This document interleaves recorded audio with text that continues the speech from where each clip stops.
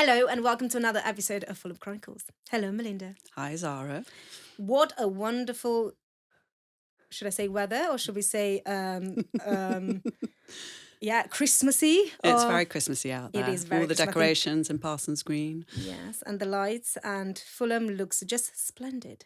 Now, talking about splendid and everything, who do we have today in the studio? So God to- is mine. So today we have Dr. Daniel Sorli, who's the founder of Dr.DropIn. Hello. Hi. I'm Hello, Daniel. welcome. Welcome. Thanks for joining us. Thanks for having me. It's Welcome. great to be here. Have you defrosted? Yes, I have. It was. I came in on a It was bike. supposed to be our secret. Yeah, no, I came in on a bike and it was a bit snowy and rainy outside. But I've warmed up with a nice cup of coffee now, so thank you. Welcome, Oh, yeah, welcome, welcome. Right, so tell us, Dr.DropIn, Fulham, Norway. Let's, as me and Melinda loves to say, we should start with the beginning. So why Fulham? Okay, so maybe I'll start from the top, from the beginning, because it's not like a common place for a Norwegian GP to end up. Exactly. So I think I'll start when I worked as a public GP in Norway for 5 years. And then what happened was that I wasn't really happy about the level of service that I could provide my patients with. And I wasn't very happy about my way of working either. I thought I spent far too much time doing administrative tasks, which is kind of ironic because now I only work administratively. But it's a very different kind of administration, and it's a lot of fun building a company.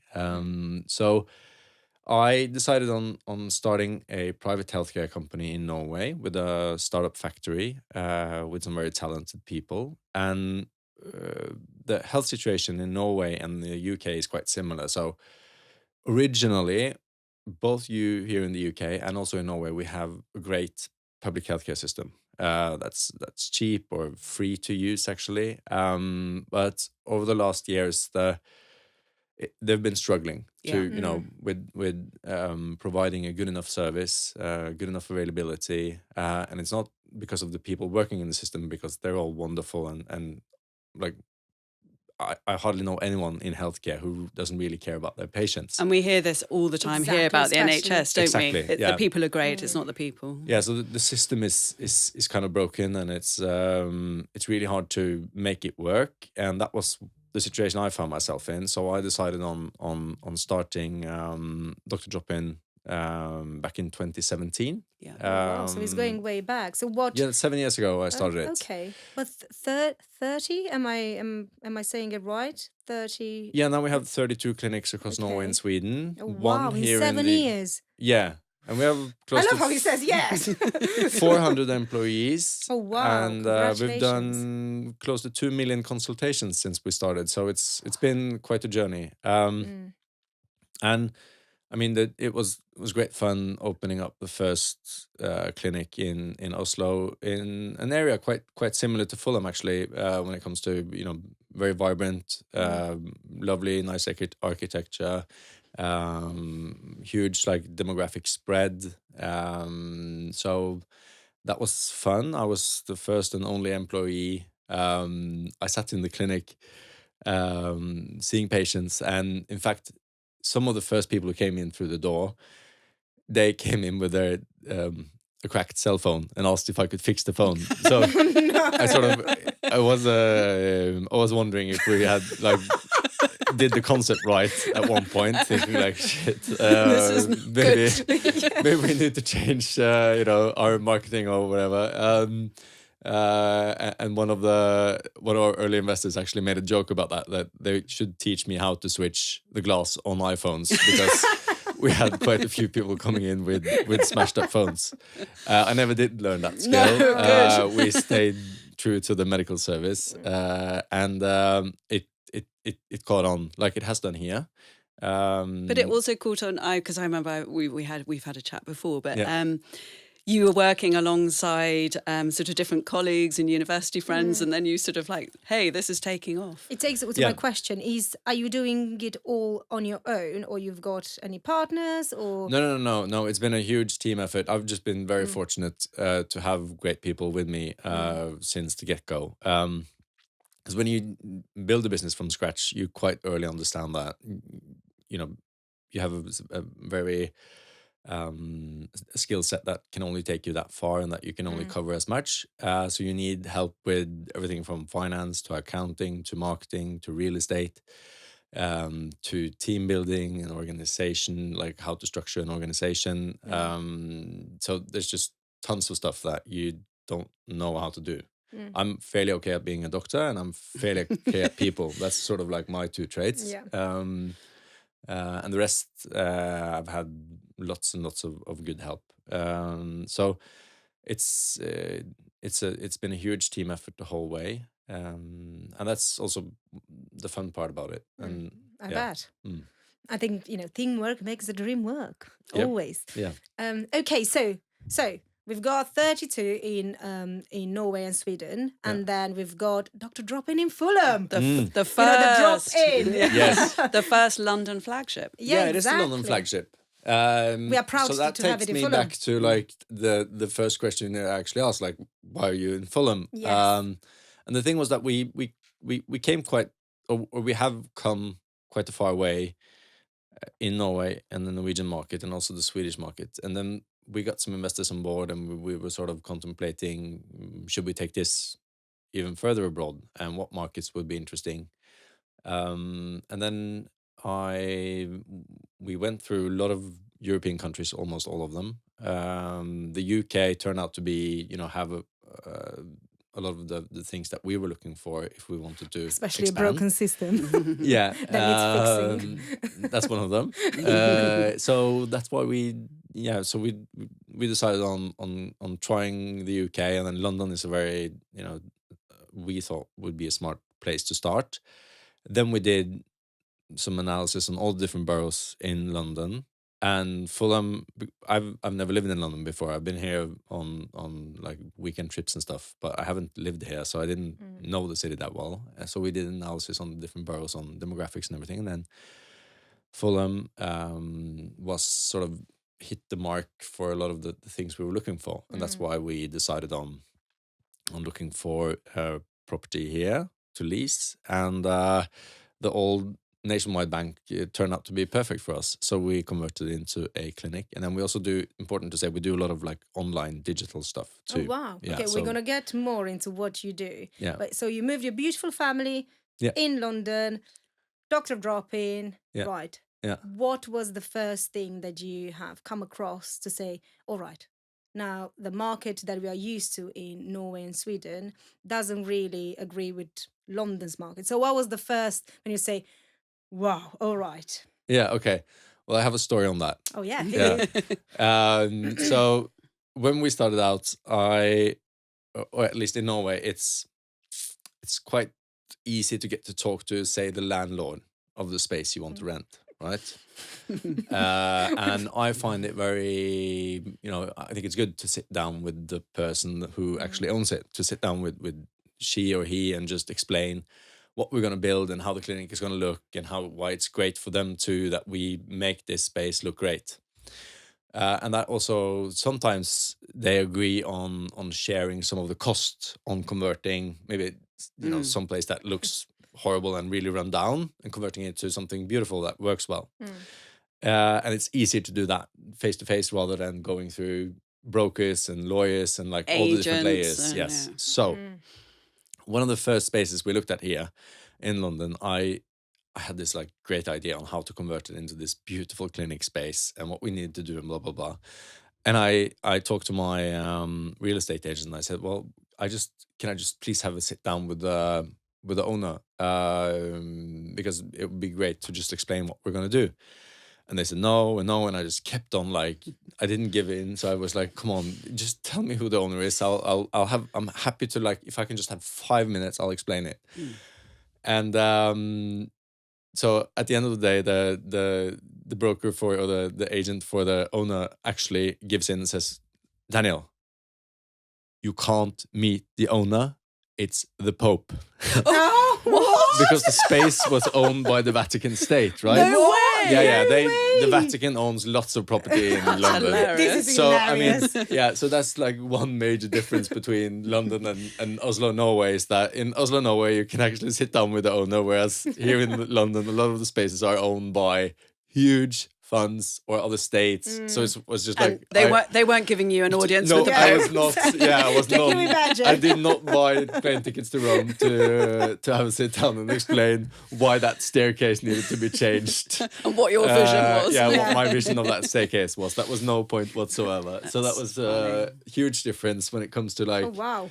Norway and London. Everything's bigger here, and there's more layers to everything. So But I the think it space also- but this sorry to interrupt, but the space you have is really beautiful. That was Yeah, that it was that is. a You're different very lucky. space. that And was a that's different why space. things don't work out and Yeah. they lead you to something Everything happens else. for a reason, Daniel. Exactly. Fulham was Yeah, so meant that's to why. be. Yeah. So because of the Pope, I'm here with you today. No, was it? Yeah. And I think that's a great way of seeing it.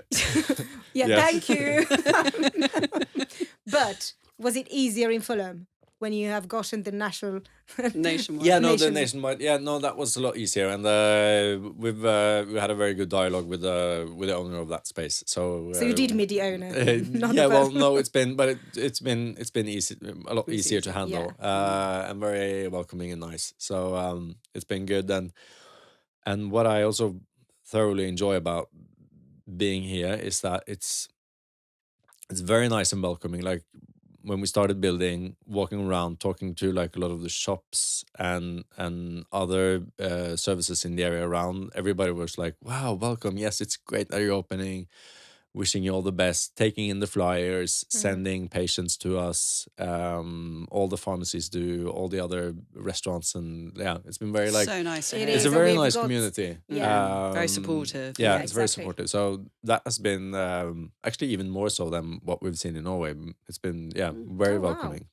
And you rolled up your sleeves as well. You got the paintbrush out. Yeah, we did. I had to make the breakout room and the toilets for the employees. charming. They weren't that fresh, so I had to do that. I spent some But part that's of the good. summer That's when painting. you build, something that is your, when you go inside your clinic and you're like, you always have that in the back of your head, say, "Oh, I remember, when I've done this and that," and it Yeah. does show that you care, and Yeah. it's, it's a concept that you've actually built with your own hands. But also, I think a lot of people, of course, business owners get that. I'm not a business owner myself. Zara has been, but I think a lot of consumers don't get that. It's quite interesting for them Correct, to yes. hear the story of how much it takes actually to kind of start a whole concept, The and a behind the business, the scenes. behind the scenes, Yeah. and Yeah. So hard the work. behind the scenes isn't always that beautiful, but it is a lot of fun. And I think also if you're willing as an owner and as a when you start something, if you're willing to do a lot of that stuff yourself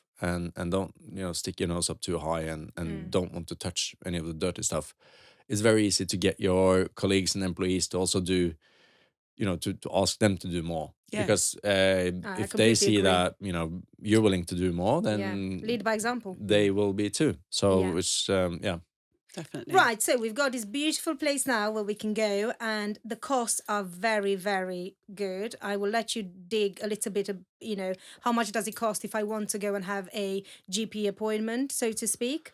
Yeah, well, we have. If you want to talk to our GPs online, it's £59. Yep. For an in-person consultation, that's £79. But that also includes like all physical examinations. If you need a prescription or a referral or anything, and that's always been like the base model of my business has been that people should know what they get for the money that Yeah. it says on the poster. So. There are no hidden costs. Of course, we do have to charge a little bit when we do tests that we send off to the lab, but they're at our cost, so it's cheap compared to a lot of our competitors, which I also What think it if- should be. And then we have a dermatology Okay. service with dermatology consultants, and they start at £199. Okay, that's very good. And we also do quite a lot of surgery in our clinic. Oh, wow. with, Actual you know, surgery. If you need A to minor, take obviously, away yeah. a mole or Yeah, take a sample of something that needs to be viewed by a pathologist, we'll do all of that in-house. So, and we do all phlebotomy, we do all EKGs, we do all sampling, like all bacterial tests, everything is done. So instead of, because I've come to understanding that here in the UK, a lot of patients are actually quite frustrated when they need to do several stuff because they have to go several places to like do the blood test here, talk to the doctor there, do another test over here. Whereas we try to do everything sort of like a one-stop shop. Especially when you're older as well, or if you're Exactly. struggling with time even and you've Yeah, got a busy or life. your and kids are sick and you just need Yeah. to to have get it sorted. Yeah, Yeah. yeah, definitely. I think that's a very good USP, and not many people do that, and we are very lucky to have that in Fulham. Now, you've answered to the questions I wanted to, interrupt in the middle of you telling what you're offering. Yeah, so But I do you- that. I just talk. No, but that's good. That's good. You know, it's very good. It makes our life easier, and also I didn't even have to ask the question. You didn't even allow me to do so. So well done. Yeah. No, going back, you did answer to what I wanted to know, but it's I call it a complete MOT. We do the Yeah, complete so MOT. you do the complete MOT in house as much as possible.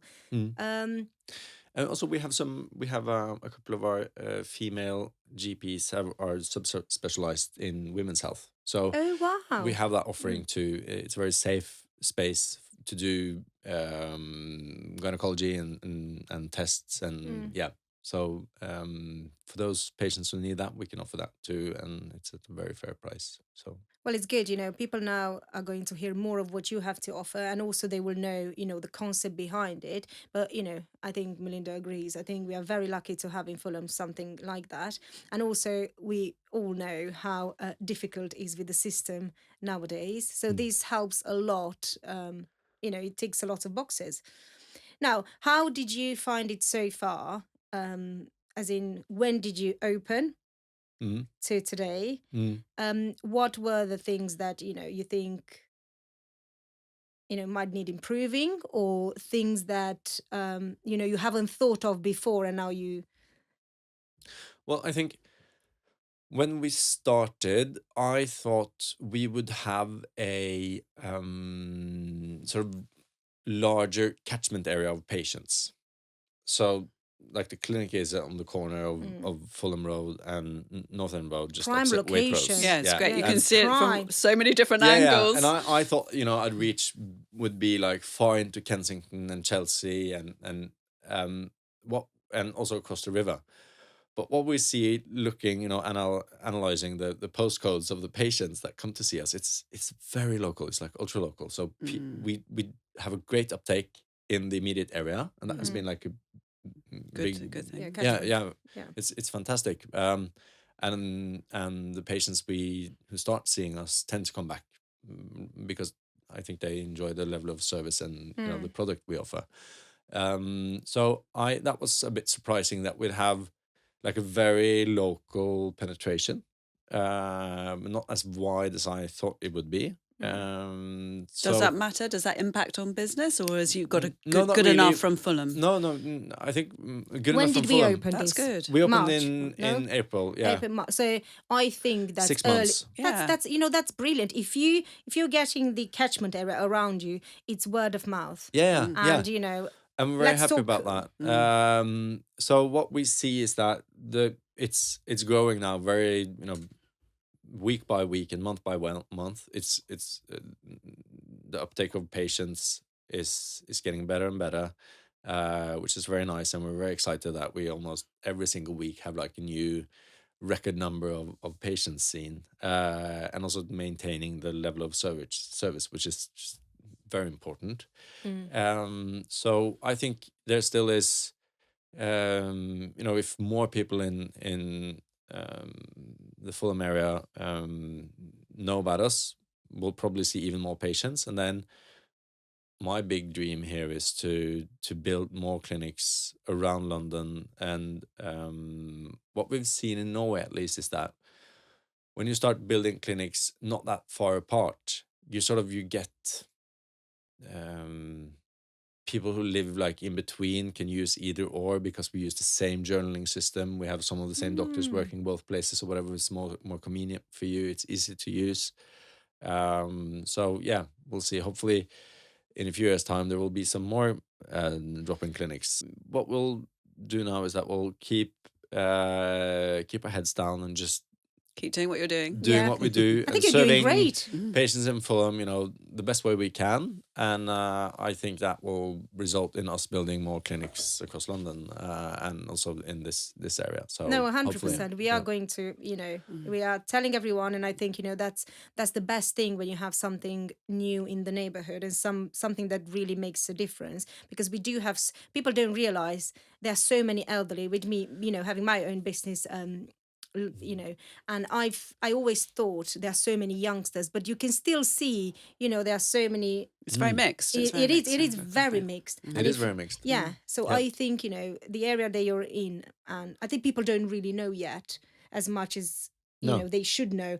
But you only open in April. Yeah. No, I had So- had this very sweet patient last week, like 93-year-old lady who came in, and she was very happy about our online booking system. She thought it was great. Oh, I love it Yeah, because yeah. normally it's the Yeah. opposite that, Yeah. that Yes. can't deal with it. Well, yeah, you- that's good. It was If you've fantastic. made a 93 years woman happy with Yeah. the booking system, Yeah. hurrah! Yeah, no, we tried to make it like very easy to use. And she was very happy about it. Like, because when she came in, I thought, okay, well, I might need to assist this sweet old lady, but she was already on the list. I've got a question that goes a bit further back.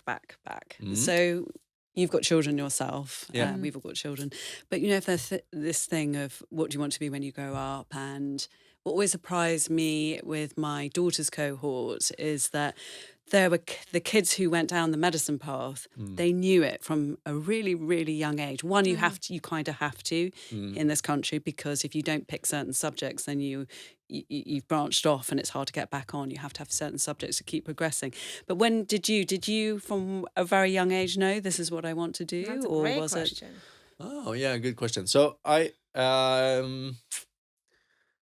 always had like a keen interest in humans.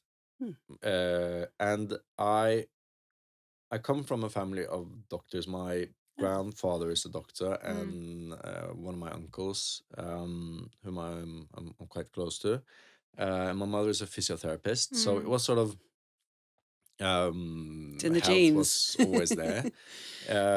I started being an alpine skier, so I was Oh, wow. racing for till I was like 20. Wow. Oh, wow. And I when I lived by myself up in the mountains in like a ski college from I was 16 till I was 20. But then as I sort of became old enough to understand that my talent wasn't really trying to win gold medals for Team Norway, it was I was better at school and using my head rather than my legs. So I took the subjects I needed whilst skiing in order to make it into med school. And then I still had a bit of a hard time choosing between medicine and engineering. And I've sort of ended up in the middle now because I do A bit of both. medicine, but there's also a lot of engineering when you build new clinics, and also on the online side, like all the services we've created. So there's this curiosity about how things work and why they work like they do, and can you change it and make it better. So there is, I think I've sort of ended up where I might have ended up anyways. Yeah. Yeah. Amazing. Alpine skier to doctor. Wow. Yes. Yeah, like and you my would- parents also founded a company, but they're in event management. So there was like this mentality of starting something yourself and taking a risk and just go for it, I guess. It's Which is also- great, because I think Yes. that's more known about now, but a lot of parents are a bit more old school in terms of there's so many new jobs that didn't exist even when you Yeah. and I were, and I think a lot of parents find that really hard, like what are you going into? So that's great that they Yeah. had that mentality. So And it's also so the easy. trust in you, Yeah. to have left you to do your passion, which was the skiing, and then also to lead you on the path of taking risks and stuff. Yeah. But yeah, well, that's wow. What I said. Now you need to go through something that every single patient of ours goes on our lovely bench, Yeah. and is on the spot question. So, London or Oslo? Oh. London is absolutely wonderful. I love the diversity. I love the bus, the busyness. So if I had to like choose to stay just in the city, it would definitely be London. And I also like the feeling of being completely anonymous. Like you can just hide in the numbers. Like nobody really notices you. So I love that. And for the kids, it's also a wonderful place to be. Do they enjoy it? Do they love it? Yeah, they really like it. Like- The one thing that Oslo has that is hard to find here in London is that you don't have access to mountains in like a 2-hour drive to go skiing, which is sort of Yes. as you know, being a former alpine skier and love to go skiing with the kids. That's one drawback, but Well, France is not very far away, but yeah, it's not. Yeah. It's not what Norway no, is. it's not. Yeah. It's not that easy. course, But I thoroughly enjoy the English countryside. So on the weekends, I do take the kids out quite a lot. If we're not here, like I'm usually in Regent Park 12 hours more or less watching the kids play various football games at various levels, which is wonderful. And if we're not there, we sometimes also venture out. And I think England and the whole of UK has just a wonderful array of things to offer. So yeah. Oh, very satisfied with the answer. Yeah. But if it's true what you said that you can easily get lost right in London. Yeah. You're not doing that great a job of being anonymous, though, with your big poster and your face on it. Yeah, well, thank you. Melinda. Well, that's. I know that was not hard my for you. fault. I'm gonna I use know. my face. Yeah, that's know that's Cornelia. I know Cornelia. Yeah, Cornelia, we know. naughty, she's to naughty, blame. naughty. Naughty Cornelia. I have to tell something. I did talk to some Norwegian students this weekend. So there's this organization who sort of gathers up all these Norwegian students in London, and they do like this careers day where we as DropIn came in, and I did a talk on career opportunities in DropIn because yes, we do employ a lot of healthcare professionals, but we also have everything from finance to marketing to real estate to engineers to designers to there's lots of people that you need. Like there's a big team to make this work. Cornelia, our lovely marketing manager, sent me out there, and the roll up she sent with me is a roll up with a poster of my own face. So I had to stand there, like I had to stand for Norwegian students with a roll up of my own face and the big Dr.DropIn logo, and it was just, it's so embarrassing. And they think maybe that I enjoy watching my own face. Okay, this guy's got a big ego. Like my ego. I don't want to be known. But I did make her come too. So yeah, she had to pay for it. But on a Saturday. That's funny. But also when I was last in Dr.DropIn, it was hilarious. Is his face everywhere? Yeah. But it was really sweet because this older couple came in, and then you said, excuse me, and got up and quite rightly went to go and talk to deal with the customer. And then I could see them talk, and I was chatting to Cornelia, but I kind of had half an ear, and they literally went, chatting about their appointment, blah, blah, blah, and then they went, oh, it's you. Yeah, and that was so nice. And that's really nice if you're a patient to go, wow, I'm stood here, and, it's like, I don't mean to belittle you being a doctor, but it's like going to a cafe and having the owner make you a coffee. And then, so I do get recognized more now in Norway because we've done sort of like the same strategy there. Like it was. Is it your face everywhere in Norway as well? Some of the marketing people found out it was a good idea to use my face because I am also a doctor, so it sort of gives the company credibility. But now whenever I go back, I do meet people who are like, wow, you really look like that Dr.DropIn guy. Oh, that's hilarious. Well, you should just go, do I? That's Yeah, strange. okay. And then a lot of them don't even know that I am in fact a doctor, and I did found the company. So it's just an actor posing for the not just photo. an actor. So do you want to go a bit inside the name? So why did you choose? Dr.DropIn. Yeah. Yeah, What- because we wanted to, it's a very playful name to be a healthcare service. Like, but what it does is that it hopefully tells our patients that you can just drop in. It's very easy to use. It's very convenient. And once you heard it, it's quite easy to it's easy to remember and hard to forget, which is a good thing when you launch a new company. So my question is a bit heavier. Okay. Oh no. Well, I gave a long answer to the London or Oslo one, so No, yeah. it's all good. It's all good. So yes, you can get away with a short one, a short reply maybe. So mine is more about, obviously we've had a change of government here. Obviously the NHS, the state of the NHS is always top of the agenda, with people as well in the UK. We have Wes Streeting as a new health secretary. They've talked last week about these tables of, hospitals and how they're going to rank. And I mean, if there's one thing, if you could sit down and have a quick cup of coffee with Wes Streeting, on your experience from Oslo to being here, what would you say? Look, this is an easy fix. Do this. Or Wow. Okay, that's a very hard question. it is hard. Yeah. Well, choose one, because I bet you're going to have a coffee and you're going to go stop talking what needs to be fixed. Okay. Even tell them how to fix it. No, but it is quite similar to Norway and to Yeah. all basically European or Western healthcare markets. Because you can, even though some politicians don't like to call it a market, it is a market. Yeah. And the challenge we are faced with is enormous. And it is a challenge that can't be solved by government alone.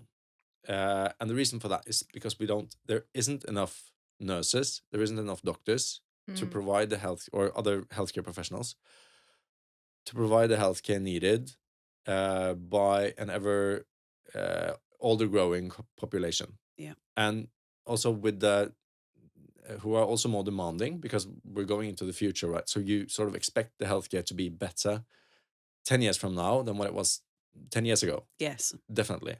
And we also have more advanced treatments and everything. So sort of the demand is rising, but we don't have enough people to solve the issues at hand. And then what you need to do is that you need to use technology to bridge that gap. Yeah. And you need to use clever technology. And luckily that is on the rise now and it's happening.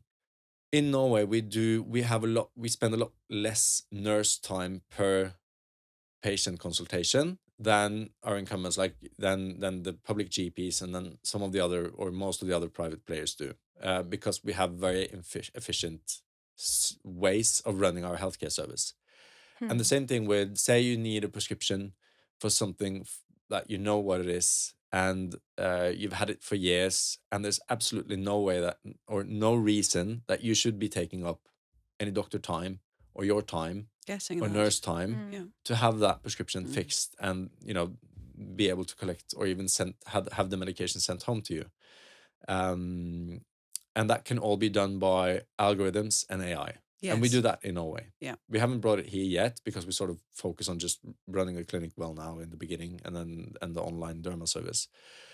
But that's one end of the spectrum, right? Having stuff that's easy to fix done solely by algorithms and AI, more or less. Like we still have to have some humans to sign off, but still it's run very efficiently. Yeah. And at the other end of the scale, you have if something horrible happens to you or someone in your family and you need to have a sit down and you need a full hour with a doctor or a psychologist to talk to and explain walk you through what's going to happen, blah blah blah.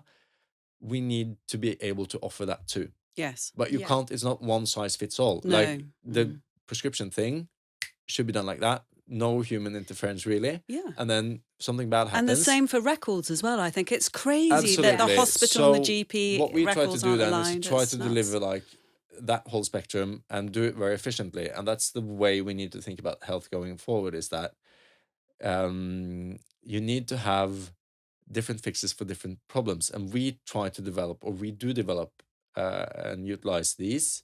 And that's the only way we can solve it because the issues of future healthcare. So by using also private healthcare providers in the public, like from the public side, you would also enable us to drive that efficiency even further. And I think that a lot of private entities are, they're just better at working out efficient ways of doing technology projects and making up Systems. new Yeah. systems, Mm. because I think it's great if you have the public healthcare sector as sort of like they're the guarantee, they're the payer, but then you can use some of the private players to really try and push and come up with the new solutions, and that's done at the private entity's risk, so to say, but you need to use it. So if I were to be health secretary for a day, I'd be willing to discuss how to drive efficiency across a lot of the sectors in healthcare by utilizing them, but still not create like a system where only some people can afford private Yeah. and all the others cannot. Yes. I think if That's the government problem. were to utilize more of the private muscles that are there, more people would have access, and we could actually drive efficiency and get costs down, which is what we need to do if we should deliver healthcare for everyone without raising taxes too much. So that was a very long answer. No, but I Yeah, get But you. it it's was very like, complex. Yeah. It's yeah, interesting. it wouldn't just Yes. be. It wouldn't be easy to just say one thing. You sort of No, have to, it's like, not one thing, but it's systems and admin and technology and all of that. Yeah. So Well, yes. I'm very glad to be here in Fulham at No, least. yes. And if anybody wants to come pop by the clinic for a coffee or a chat, Look for his I'm face, there most please. days. Look out for the poster. Yeah, look out for the poster. Thank you so much again, Daniel. Thank you for having me. Thank you. And before we leave, we must say a huge thank you to our sponsors, Archie Pango. So without them, today wouldn't have been possible. And you, also, thank you. once again, a huge thank you to our lovely friends at Foxpod Studios here in the heart of Fulham. So Thank thanks, you. Daniel. Thank you. Yeah, thank you so much. Thank you. Bye.